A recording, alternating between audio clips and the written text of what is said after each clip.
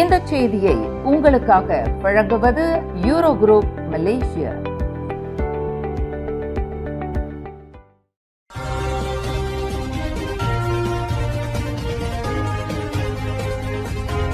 வணக்கம். திசைகளின் 5 மணி செய்திகள். கடலோர போர்க்கப்பல்கள் கட்டுமானத்தை நேரில் கண்டறிந்தார் பிரதமர் அன்வார் இப்ராஹிம். பேரா லுமூர் கடற்படை தளத்தில் உள்ள லுமூட் கடற்படை கப்பல் கட்டும் தளத்தில் அரச மலேசிய கடற்படையின் கடலோர போர்க்கப்பல்கள் கட்டுமான பணிகளின் நிலவரம் குறித்து இன்று கண்காணித்தார். LCS 2 கப்பல் கடந்த மே 8ஆம் தேதி நீரில் இறக்கப்பட்டதுடன் LCS 1 கப்பல் மே 23, 2024 அன்று திட்டமிட்டபடி நீரில் இறக்கப்பட்டு மே 2025 முதல் செட்டிங் டு ஒர்க் கட்டத்தை தொடங்கியுள்ளதாக தற்காப்பு அமைச்சு தெரிவித்துள்ளது.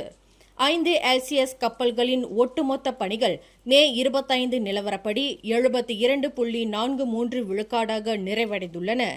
LCS 3 முதல் LCS 5 வரையிலான கட்டுமான பணிகள் திட்டமிட்டபடி நடைபெற்று வருவதாகவும் LCS 3 2027லும் அடுத்தடுத்த கப்பல்கள் 8 மாத இடைவெளியிலும் 2029க்குள் LCS 5 முழுமையாக முடிவடையும் என்று எதிர்பார்க்கப்படுகிறது.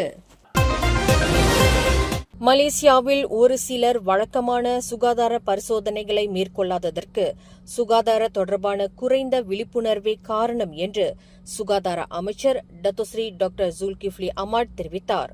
பெரும்பாலான மக்கள் ஒரு குறிப்பிட்ட நோய் உறுதி செய்யப்பட்ட பின்னரே சிகிச்சை பெறுவதாக அவர் சுட்டிக்காட்டினார். சமீபத்திய தேசிய சுகாதார ஆய்வின்படி நாட்டின் ஒவ்வொரு 3 பெரியவர்களில் ஒருவருக்கு உயர் இரத்த அழுத்தமும் அளவுக்கு அதிகமான கொழுப்பும் உள்ளது என கண்டறியப்பட்டுள்ளது. மேலும் ஒவ்வொரு 6 பேரில் ஒருவருக்கு நீரிழிவு நோய் கண்டுள்ளது. சுகாதார அமைச்சு தேசிய சுகாதார அறிவு கொள்கையை செயல்படுத்துவதன் மூலம் மக்களை அடிப்படை சுகாதார அறிவும் திறன்களும் கொண்டவர்களாக மாற்றுவதற்கு முக்கியத்துவம் அளிக்கிறது. ஜூலை 1ஆம் தேதி முதல் SST எனப்படும் விற்பனை சேவை வரி விரிவாக்கம் செய்யப்பட உள்ள நிலையில் அரசாங்கம் ஒரு முழுமையான தெளிவான வரி விதிப்பு கட்டமைப்பை கொண்டிருக்க வேண்டும் என்று பரிகத்தான் நேஷனல் தகவல் தலைவர் ரசி ஜிடின் வலியுறுத்தினார். பெரும்பாலான மக்களுக்கு சுமையாக இல்லாத ஒரு அமைப்பை அரசாங்கம் உருவாக்கும் வரை இந்த கொள்கையை ரத்து செய்ய வேண்டும் என்று அவர் கூறினார். RON 95 பெட்ரோல் மானியம் இலக்கு நிர்ணயிக்கப்பட்ட மானிய திட்டத்தையும் மின்சார கட்டண சரி செய்தலையும் அரசாங்கம் ஒத்திவைக்க வேண்டும் என்று PN மேலும் வலியுறுத்தியது.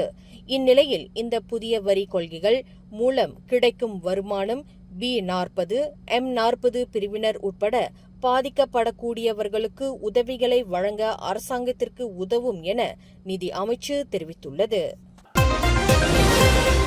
தீபகற்ப மலேசியாவில் நிரந்தர வனப்பகுதிகளின் பரப்பளவு 2000ஆம் ஆண்டு முதல் சீராக இருந்து சற்று அதிகரித்துள்ளதாக தீபகற்ப மலேசியா வனத்துறையின் தலைமை இயக்குநர் டத்தோ ஜஹாரி இப்ராஹிம் தெரிவித்தார். நாட்டின் வளர்ச்சி தேவைகளை பூர்த்தி செய்வதற்காக அவ்வப்போது நிரந்தர வனப்பகுதிகள் நீக்கப்பட்டாலும் இந்த குறைப்பு குறிப்பிடத்தக்கது அல்ல என்று அவர் விளக்கினார். சட்டத்திற்கு புறம்பாக மரம் வெட்டுதல் அல்லது கட்டுப்படுத்தப்படாத மரம் வெட்டுதல் ஆகியவை நிரந்தர வனப்பகுதி பரப்பளவில் ஏற்படும் மாற்றங்களுக்கு முக்கிய காரணம் அல்ல என்றும் வன நிர்வாகம் சட்ட திட்டங்களுக்கு உட்பட்டே நிர்வகிக்கப்படுகிறது என்றும் அவர் குறிப்பிட்டார். இருப்பினும் குவாமோசாங் மாவட்டத்தில் மனித விலங்கு மோதல்கள் அதிகரிப்பதற்கு வன விலங்குகளின் வாழ்விடங்கள் சுருங்குவதே முக்கிய காரணம் என்று ஒரு அறிக்கை கூறியது. அரசாங்கத்தின் கொள்கைகள் இந்திய சமூகத்திடம் கொண்டு போய் சேர்ப்பதில் ஏற்பட்ட தகவல் தொடர்பு சார்ந்த பலவீனத்தாலும் ஆதாரமற்ற அவதூறான அறிக்கைகளை பரப்புவதாலும் இந்திய சமூகத்தின் மீது அரசாங்கம் அக்கறை காட்டுவதில்லை, ஒரு மாயை எழுந்துள்ளது என அடிலான் கட்சி தம்பூன் கிளையின் இளைஞர் பிரிவு துணைத் தலைவர் ஷர்வின் தெரிவித்தார். பிரதமர் டத்தோஸ்ரீ அன்வார் இப்ராஹிம் தலைமையிலான மடானி அரசாங்கம் இந்திய சமூகத்தின் நலனை உறுதிப்படுத்த கட்டமைக்கப்பட்ட படிப்படியான தொடர்ச்சியான பல முயற்சிகளை மேற்கொண்டு வருகிறது என்றார். தீபாவளி உணவு பை உதவிக்காக 1.5 மில்லியன் ரிங்கெட்டும் தகன வசதிகள் கட்டுமானத்திற்காக 20 மில்லியன் ரிங்கெட்டும் ஒதுக்கப்பட்டுள்ளதாக அவர் குறிப்பிட்டார். மேலும் மித்ரா அமைப்பு 100 மில்லியன் ரிங்கெட் நிதியை பெற்றுள்ளதுடன் தெக்குன், அமனா இக்தியார் மலேசியா ஆகியவை இந்திய சமூக தொழில் முனைவோர்களுக்கு குறிப்பாக பெண்களுக்கு நிதியுதவி வழங்குகின்றன என அவர் சுட்டிக்காட்டினார். உலகளாவிய புவிசார் அரசியல் மோதல்கள் காரணமாக அதிகரித்து வரும் எண்ணெய் விலையும் உணவு இறக்குமதி விநியோக சங்கிலி குறுக்கீடுகளும் அடுத்த வாரம் அமைச்சரவை கூட்டத்தில் விவாதிக்கப்படும் என விவசாயம் உணவு பாதுகாப்பு அமைச்சர் டத்தோஸ்ரீ முகமது சாபு தெரிவித்தார்.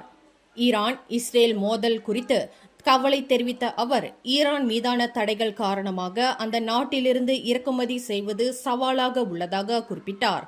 உலகளாவிய நிலையில் பொருளாதாரமும் அரசியல் சூழ்நிலையும் நிச்சயமற்றதாக இருக்கின்ற வேளையிலும் நாட்டின் உணவு பாதுகாப்பை உறுதிப்படுத்த அரசாங்கம் சிறந்த அணுகுமுறைகளை தொடர்ந்து பின்பற்றும் என்றும் அவர் உறுதியளித்தார்.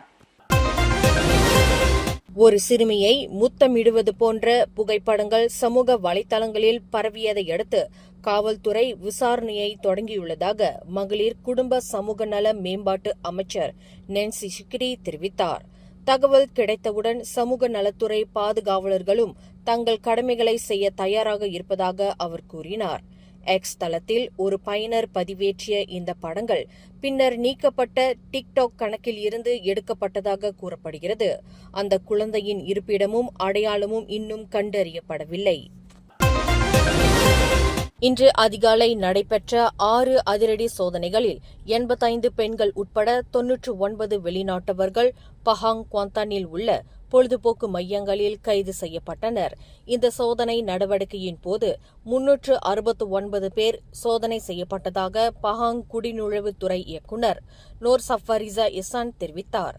கைது செய்யப்பட்டவர்கள் Thailand, Laos, Bangladesh, Yemen, China ஆகிய நாடுகளைச் சேர்ந்த 25 முதல் 40 வயதுடையவர்கள். பெரும்பாலான வெளிநாட்டு பெண்கள் வீசேட் போன்ற செயலிகள் மூலம் வாடிக்கையாளர்களுக்கு சேவை செய்யும் GRO பெண்களாக பணியாற்றியுள்ளனர். இவர்கள் பெரும்பாலும் கட்டுமானம், துப்புரவு துறைகளுக்கான அனுமதி வைத்திருப்பவர்கள். மேலும் சிலர் சுற்றுலா அனுமதி மட்டுமே வைத்திருப்பவர்கள் ஆவர். மேலும் செய்திகளை தெரிந்து கொள்ள கீழே இருக்கும் பெல் பட்டனை அழுத்துங்கள். உங்கள் மகிழ்ச்சியை வெளிப்படுத்த லைக் மற்றும் ஷேர் செய்யுங்கள். தொடர்ந்து திசைகளோடு இணைந்திருக்க சப்ஸ்கிரைப் செய்யுங்கள்.